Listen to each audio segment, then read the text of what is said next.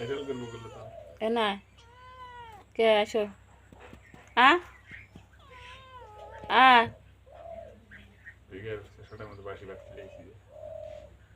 আসো আসো তুমি কে রাগ করছাও আও মারামারি করো কে তো ওটো ওটো কি হয়েছে আও আও পুরা মারামারি টুনু ওই হয়েছে কথাই শুনবি না শুনে থাকো তুমি মারামারি করতে লাগলে এখন চলে আসলাম ঘরে।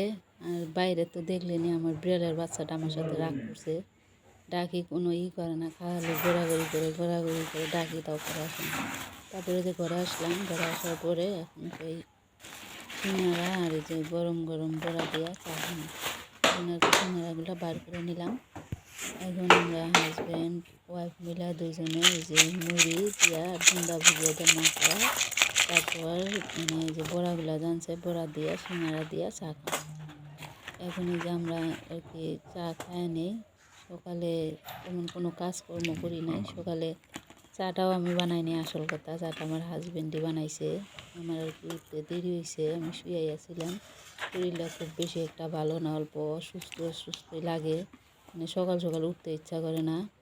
তারপর এই যে চাটা খাই এসে বসে বাচ্চাটা আসার পর মুড়ি দিল, মুড়ি খাবো না, তাও দুইটা একটা খাইলো। খাওয়া দাবার এই যে আমার হাজব্যান্ডের কাছে আইসা এখন ওই যে মুখের দিকে তাকাই আছে। আর কি ওর ওই কোলে না উঠলে তো হবেই না, ওই যে আবার কোলে উঠে বৈশা বললো, বৈশা আর কি করতেছে, আমরা খাই ও দেখতেছে। তারপরে যে বাইরে চলে আসলাম, ভাত বসাইয়া দিছি। ভাতটা বলক এসে গেছে। তার মানে হলো আমার হাজব্যান্ড আজকে আমার ভাসুরের ছেলের বিয়া, ওই জায়গায় যাব, এই জন্য আগে ভাতটা বসাই দিছি।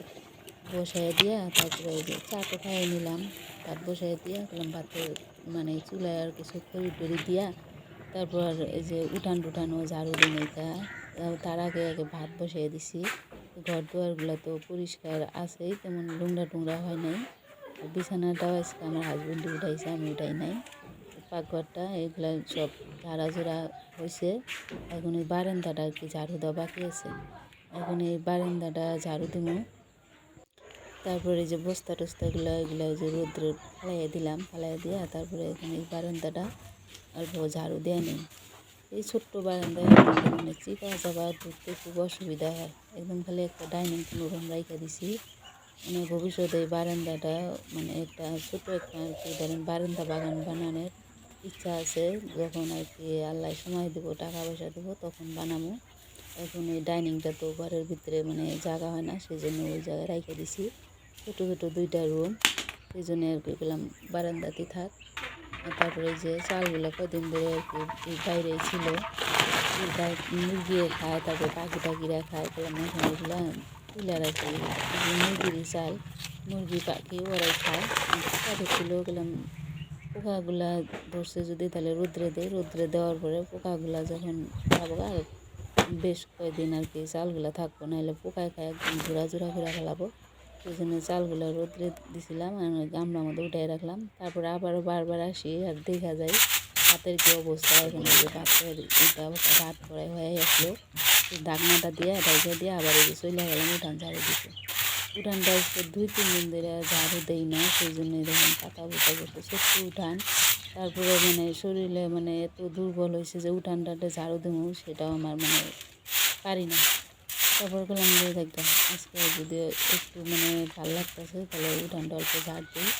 ঝাড় না দিলেও তো আবার হবো না, পুরুষ মানুষ উঠান ঝাড় দিতে পারে, তাতে পারে না। ওই চাটা খুব বেশি হলে অল্প ঘরটা তাহলে কোনো রকম একটু ঝাড়ু দিব, বিছানাটাও তো উঠাইতে পারে, কিন্তু উঠানটা ঝাড়ু দেওয়া পুরুষ মানুষের পক্ষে সম্ভব না, পারবো না। আর এই চেয়ার দুটা মানে আমাদের বাড়িতে আরেকদিন লোক আসছিল, বাইরে এসে বসছিল। লোক বলতে যে কালেকশন হয়েছিল, কালেক্টর তারা এসে বসছিল, চেয়ার দুটা ঘরে নেই না। তারপরে যে গেটের সামনে এই জায়গাটা অল্প ঝাড়ু দিয়ে নিতেছি। এই জায়গায় নিচা, ওই জায়গায় মাটি ফেলান লাগবো। এখন এই যে মাটি ফেলানোর দিন থেকে আসলে এই গেটটা একদম নিচা বোঝা গেছে, বাড়িটা উঁচা, গেট যে জায়গা আছে ওই জায়গাটা একদম নিচা। মানে অল্পটুক আমাদের বাড়িতে একটু ফেলানির মতো হয়েছে। মাটি কাটছে কিন্তু মানে সম্পূর্ণ মাটি কাটা হয় নাই তো ভালো মানে ভালো কিছু মাটি কাটা লাগতো। সেই জন্য আর কি যে গেটটা আর কি নিচের মধ্যে পড়ে আছে। আর এই জায়গায় আমি যে একটু মানে করে একটু ঝাড় দিয়ে নিতে আসছি। কেটে রাখছিলাম কালকে ওগুলো যে পাখি টাখিগুলো আছে ওকে ওই জায়গায় দিয়েছিলাম। মানে যেটুক পারে ওইটুক খাইছে আর কি, চামড়ার মধ্যে যা ছিল। আর ওই যে বিড়ালের বাচ্চাটা দেখেন ওই নিচের মধ্যে ঠ্যাং দিয়ে উপরে উঠে খাওয়া আরম্ভ করেছে। মুরগিটা খাওয়ার জন্য এসে মুরগিটাকে কিছু চাল দিয়ে দিলাম। তারপরে যে গাছটা মিষ্টি কুমড়ার গাছ এই ধরেন বয়ম কাইটা ওর মধ্যে আর কি বীজ বসাই দিয়েছিলাম, চারা হয়েছে এখন।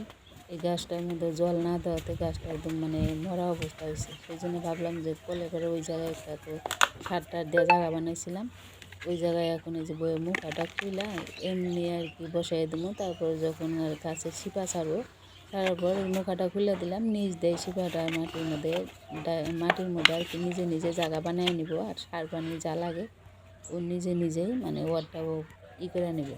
তারপরে যে এখন 1 মাস জল দিয়ে দিলাম। জল দেওয়াতে দেখেন গাছটা কি এরকম হয়ে গেল গা, মানে অনেক দিন ধরে মানে জল দেওয়া হয় নাই গা। তারপরে যে ভাত আমার হয়ে গেছে গা, এখন এই যে ভাতটা নামায়া তারপর আমার হাজব্যান্ডকে খাইতে দেব।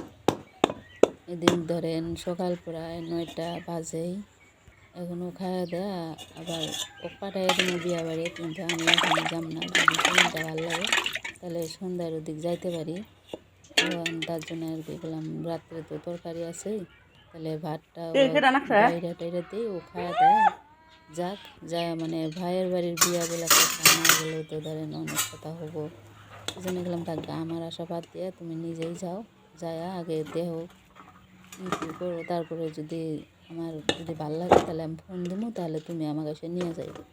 মানে আমার বাসুরের বাড়িটা আমাদের বাড়িতে খুব বেশি একটা দূরে না, মানে যখন তখন যাওয়া আসা করা যায়। সেই জন্য আমি আর গেলাম না। রাত্রে আমার যা একটা ফোন দিছিল যে আসলা ওনাকে, বললাম যে আমার শরীর বেশি ভালো না, সেই জন্য আমি আর কি গেলাম না। যদি শরীরটা ভালো লাগে তাহলে সকালে যাইতে পারি। সেই জন্যে আর এই যে মাছ অল্প উঠাইলাম, নিচে আর কি লেজার ওদিক থেকে বিড়ালকে ভাত আর কি ওটা মাখাই দেবো। আর এই যে আমার হাজব্যান্ডকে গরম ভাত দিয়া এই যে বেগুন দিয়া ইলিশ মাছ দিয়ে রান্না করছিলাম, একদম মাখাইয়া দিয়েছিলাম, মাখাইয়া রান্না করছি, সেটা আর কি গরম ভাতে দিয়ে দিলাম। তারপরে এই যে এখন এই যে অল্প ভাতের এক সাইডে অল্প লবণও দিয়ে দিই, লবণ তো দেওয়া লাগে বলে ভাত বাড়তে, সেই জন্যে দিলাম। এমনি আমি করি না, যখন আমি তরকারি যখন ভাতের মধ্যে দিয়ে দিই তখন লবণটা দিই। আর এমনি যদি দিই যে তরকারি বাটি সুদ্ধা দিয়ে দিই তখন একটু লবণটাও নিজে নিয়ে খায়। তারপরে যে ফিল্টারে জগটা বসাই দিলাম, মানে ফিল্টারের আমরা তো ফিল্টারে জগের মধ্যে জল ছিল না, সেই জন্য দিলাম। আর ফিল্টারে ওইদিকে জল শেষ, তারপর আমার হাজব্যান্ড ওই কলসি ধরে আর কি জল ঢাইলা দিল। আর এই যে এদিকে বিড়ালকে ও ভাত মাখাইয়া দিল, বললাম ভাত কটা মাখাইয়া দাও তারপরে তুমি খাও।